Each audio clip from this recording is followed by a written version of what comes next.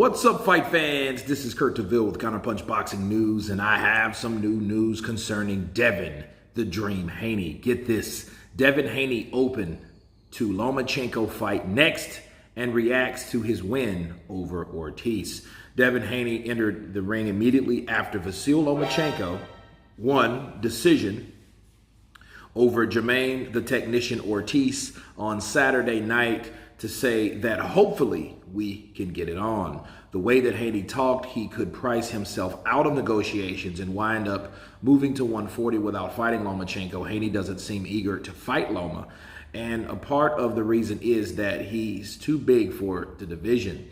For a fighter that had been outside of the ring for close to a year, defending his country, Ukraine, in response to the Russian invasion, what made it doubly tough for the 34-year-old Lomachenko was the tremendous size of the 26-year-old Ortiz, which is 16 now, 1-1-8, who looked considerably larger and appeared to be a light welterweight in size. It was predictable that Ortiz would fade in the later rounds because he looked drained at Friday night's weigh-in, and wearing sunglasses appeared to be a move to hide how sunken his eyes were from the water loss. Devin Haney says, "I don't think it was the best performance, but I know that if me and Loma were to fight, a better version would be on that night. Congratulations, and hopefully we can get it on." Vasyl Lomachenko is the lightweight. Is this lightweight? No, this is heavyweight. Haney in the ring, "I'll show you." Lomachenko, "Okay, I'll be ready." Let me counterpunch. I would like to see Devin Haney take on Lomachenko. I think Lomachenko wanted to take on a lot of those young guys. You know, Garcia, you had Tank Davis once upon a time before he moved to 140.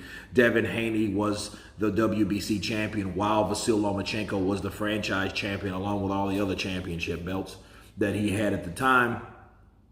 And that fight looks like it wasn't really worth the time to Lomachenko because he wanted to fight other guys. But the lightweight division was kind of at a standstill, okay? And it just craved for better fights because you had talent there. You had Teofimo, you had Devin Haney, you had Tank Davis, you had Lomachenko.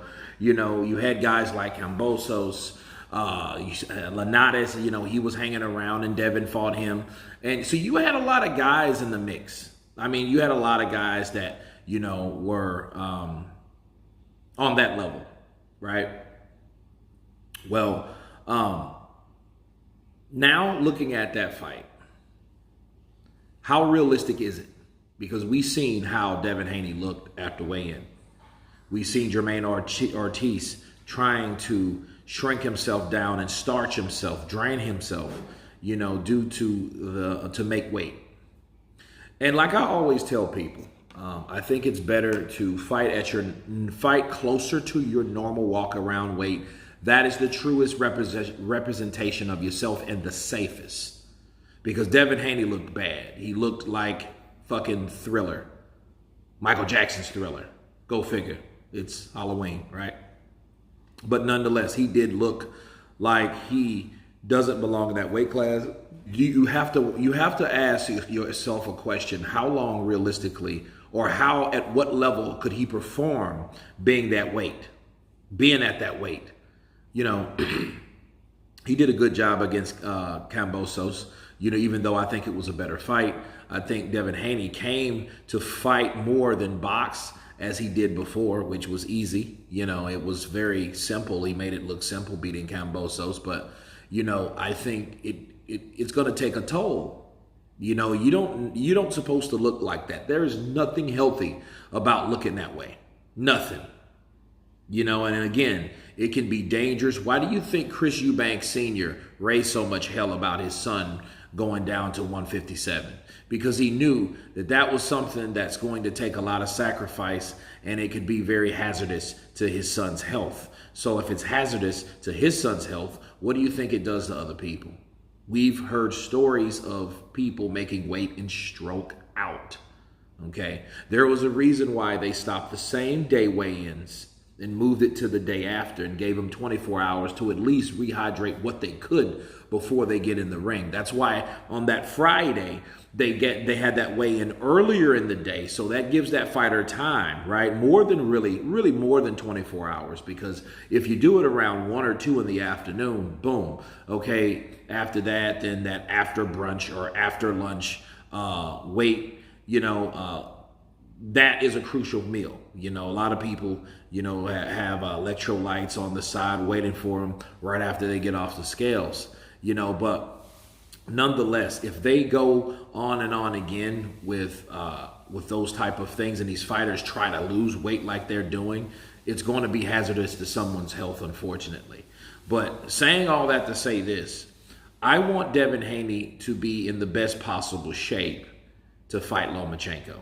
I think it's not really a service to him if he comes in and he starches himself and he doesn't perform the way he should, because he's in there with someone like Lomachenko. And I think Lomachenko was suffering from some ring rust. And remember, Lomachenko was coming up from featherweight, then lightweight. Now, 126, then super featherweight, then lightweight. So he's not the bigger dude. So for him to make weight has nothing on those guys that are naturally bigger. I've always said that Devin Haney, Ryan Garcia, Tank Davis, those 3 guys, Teofimo's in there too. So we got Teofimo and those 4 guys. They will be fighting each other at welterweight one day. They're going to be the future welterweight stars. That's if they can get with a network that can promote them, and we can get some money behind boxing again, okay? But I think those guys are big enough, because Teofimo Lopez said it. Well, we needed to move up in weight or whatever. Now he's at 140. I think all those guys are going to be at 147 one day, because 147, as you guys know, if you don't know, is the biggest class of the smaller guys, okay? And Devin Haney saying, hey, if it makes sense, this, that, and the other. I think Devin Haney knows that, I might not can make that weight. And if he can't, he just can't. But I think Loma's back. I think he did have a tough fight with Jermaine, the technician. You guys tell me what you think about Devin Haney coming into the ring, stating, let's get it on. Of course, please subscribe. And you guys been Counterpunch. Peace.